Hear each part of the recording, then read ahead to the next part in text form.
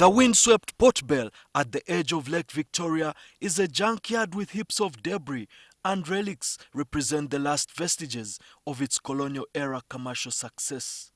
The port today is choking on heavy siltation and general neglect.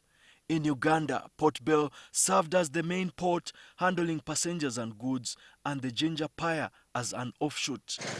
Between 1930 and 1950, Port Bell was a landing port on the Imperial Airways flying boat passenger and mail route from Southampton to Johannesburg Vaal Dam.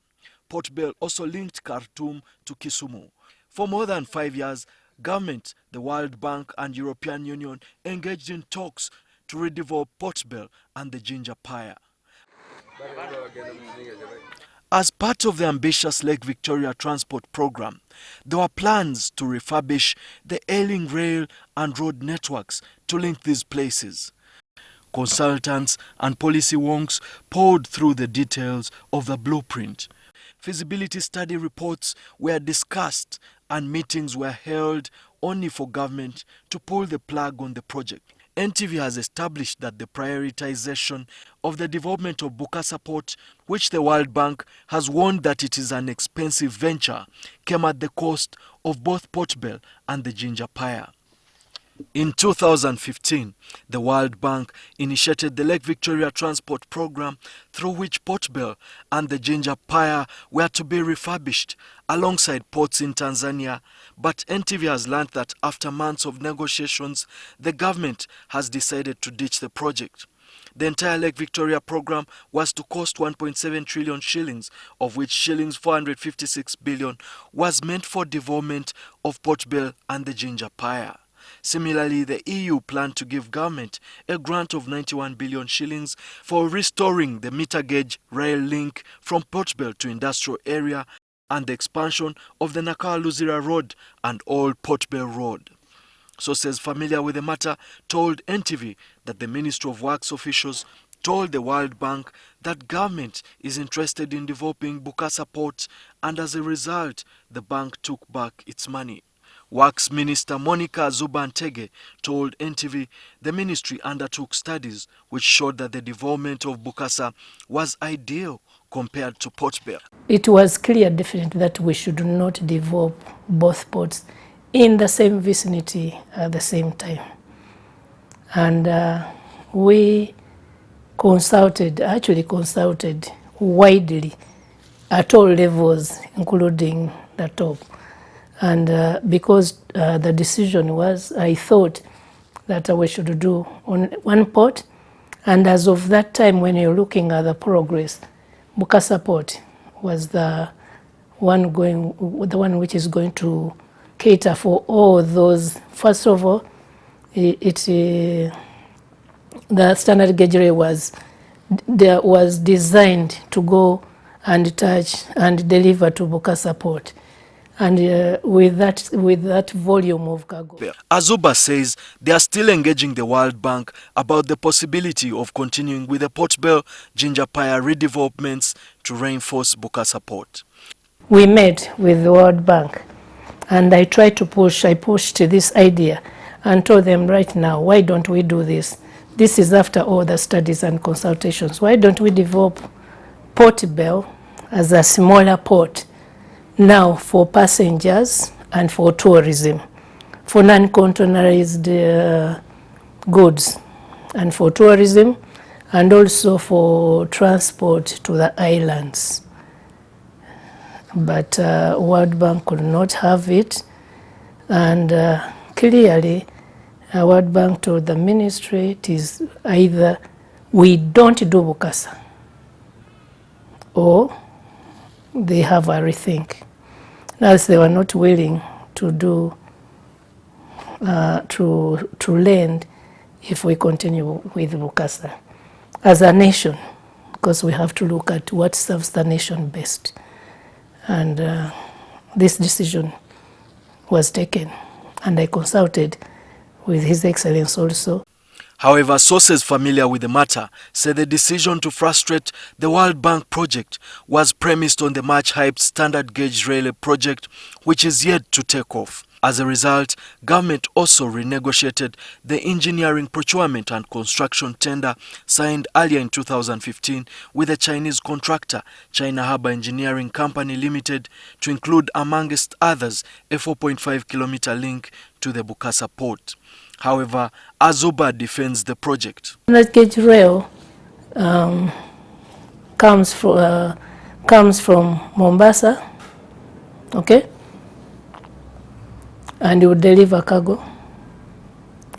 And there are the industries that are developing in Uganda. They can deliver to Bukasa for transportation by lake or by standard gauge rail. You know, standard gauge rail is supposed to go to Kasese also, to Nimule, and to Kasese, Mpondo, and Nimule, and Vura. So that distribution, definitely you can't go there by lake.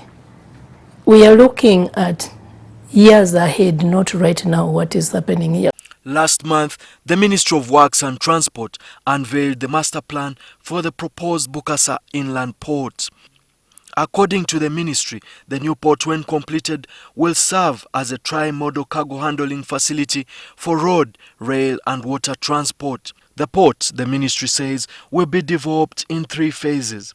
Phase 1, which is ongoing, covers preparation of a master plan, design, construction of startup infrastructure, dredging and swamp surcharging, and is expected to be completed by April next year. Phase 2 will include construction of the port facility to a capacity of 2.3 million tons per year, construction of a shipyard and a floating dock by end of 2021. Phase 3, to be completed by 2030, will include expansion of the port to handling cargo of 5.2 million tons to the maximum peak of 7.5 million tons. The total cost of the project is estimated at 200 million euros or 821 billion shillings, provided by the German and Belgian governments. Finance Minister Matia Kasaija revealed in this year's financial year's budget speech on June 13th that the project has been prioritized.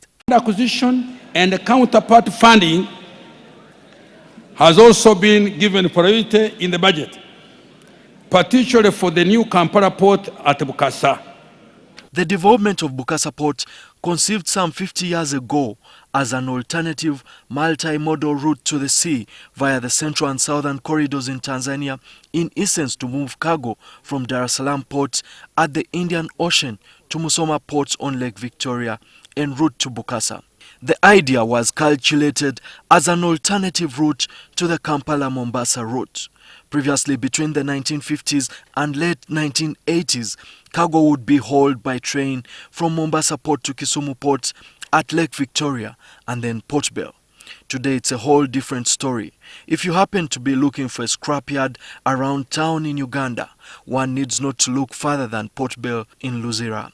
The Uganda Railways Corporation's Managing Director, Charles Kateba, says the development of Bukasa was premised on shifting industrial zones and the need to decongest Kampala. Bukasa port is being developed as a major terminal, largely to concentrate on containerized cargo.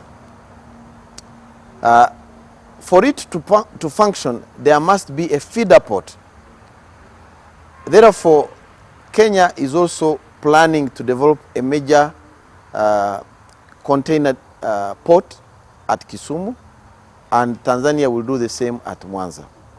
So in the short run, we are able to move both general user cargo in covered wagons, in tanks, even containerized cargo on container flat wagons.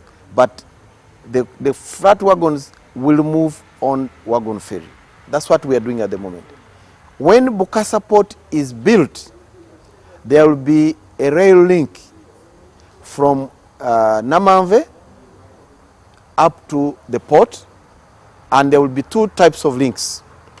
There is the meter gauge link, which will link us to the existing rail network, the meter gauge rail network, and a standard gauge rail network, which will connect to the new standard gauge railway. Kateba says there's limited room for the expansion of Port Bell. Our plans prior to mainstreaming Bukasa to expand Port Bell to have a hard stand for some containerized service. However, this was limited in capacity because the land in Port Bell is limited. It would have been limited in capacity. Even when we were developing that plan, we already knew that Bukasa was going to come. But we wanted an interim solution that would serve Kampala city as we wait for Bukasa. Now that Bukasa port has materialized faster than we anticipated, then the emphasis for containerized cargo will be in Bukasa. However, we will continue using Port Bell for general user cargo and through traffic that is coming from Dar es Salaam or from Kisumu. Part of the port's land, previously under Uganda Railways Corporation, was encroached by several high-profile individuals. Towards the west of Port Bell lies Luzira Maximum Security Prison, which is about to be relocated, and its expansive land given to an investor for redevelopment. Have corresponding container depots at both ends of the lake, then it is a much faster logistics solution. But in the interim, we do not have these corresponding ports. So therefore, both Jinja and Port Bell are still important for us to rehabilitate, to keep in good operating state by, for example, dredging, for example, improving the link span, the storage at these facilities. We've just renovated the warehouse at Port Bell. We have improved the parking yard. We are going to improve the depth by dredging, and we're going to do the same in Jinja as well. NTV has seen documents in which the World Bank is warning government about Bukasa Port as an expensive venture whose opportunity cost is high for the country. The World Bank argues that the government's justification for developing Bukasa is the same as the reason for building the expensive standard gauge railway, so in effect two costly projects seek to serve the same purpose of lowering transit cargo fees.